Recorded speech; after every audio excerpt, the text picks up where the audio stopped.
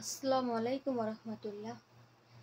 দেশ ও দেশের বাইরের থেকে যেখান থেকে আমার ভিডিওটা প্লে করছেন অসংখ্য ধন্যবাদ। সকল মুসলিম ভাই ও বোনদের প্রতি আমার রইল সালাম, শ্রদ্ধা ও ভালোবাসা। আশা করি আমার ভিডিওটা সম্পূর্ণ দেখবেন, সম্পূর্ণ দেখার অনুরোধ করতেছি। তো একটা কথা আগে শুনি, তারপরে আমি কথা বলতেছি।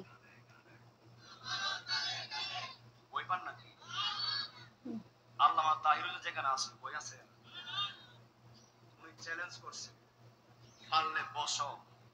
আর আজকে আমি কইয়া যাই, কথাগুলো খেয়াল করে শুনুন। পুরো জমিন থেকে যদি আল্লামা তাহিরুলের কাছে ওই বেয়াদবটা 2 মিনিট না শুধু 1 মিনিট বসতে পারে আর ঠিকতে পারে, আমি তাকে 1 মিলিয়ন টাকা উপহার দিব।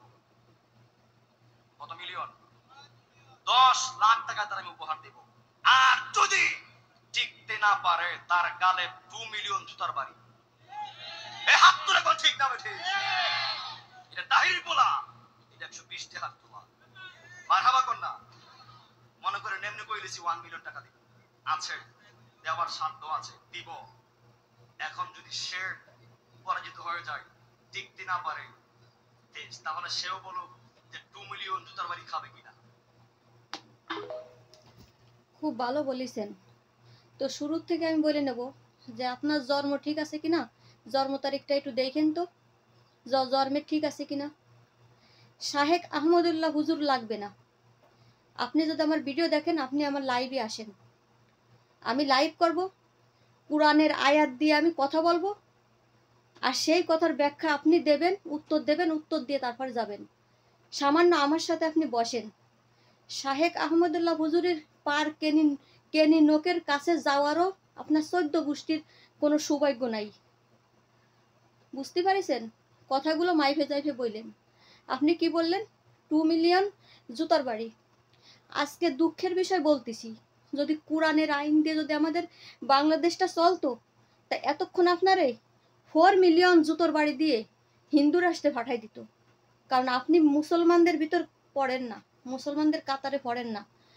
আপনি একজন বাউল শিল্পী, যে শিল্পীর গান ছাড়া কোনো মায়েদের বিয়ে হয় না। ডেজে গান বক্সের সাথে ছাড়ে, বাউল শিল্পী ছাড়া তারা কেউ কখনো বলে না। ওনার কাছ থেকে কি আদেশ শেখায়, কি শেখে? মেয়েদেরই শরীর মানে হয়ে যায়, গরম হয়ে যায়, ছেলেদেরই শরীর গরম হয়ে যায়, মঞ্চে যায় যে সমস্ত গান গায়। আর কি আল্লামা তাহেরি লাগাইছে, তার সাথে আল্লামা লাগাইছে। আপনারা এই নামের টাইটেলগুলো না অসম্মান করতেছেন।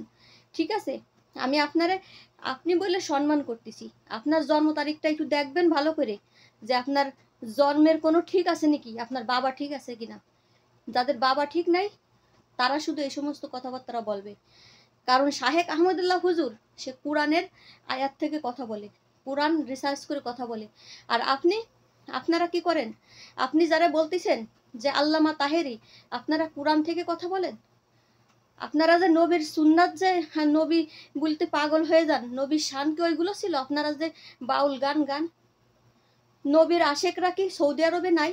নবীর আশেকরা কি যে কটা রাষ্ট্রে, আরবিয়ান দেশে, ওই সমস্ত দেশে নাই?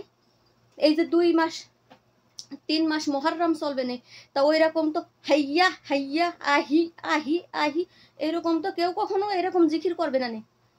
তো আপনারা এই সমস্ত জিকির পাইছেন কোন জায়গা? আপনারে আমি যদি কোনোদিন আমার কাছে যদি পাই, তা আপনারে আমার স্যান্ডেল, আমার এই পার জুতা খুলে আপনারে পিটাবো। আমি অনলাইনে বললাম, আমার এই ভিডিও ইউটিউবে যাবে, আমার এই ভিডিও ফেসবুকেও যাবে। আমি আমার পায়ের জুতা খুলে আপনার দাড়ি ধইরে, চুল ধইরে, ওই বাবরি চুল ধইরে আমার জুতা দিয়ে আপনারে পিটাবো আমি।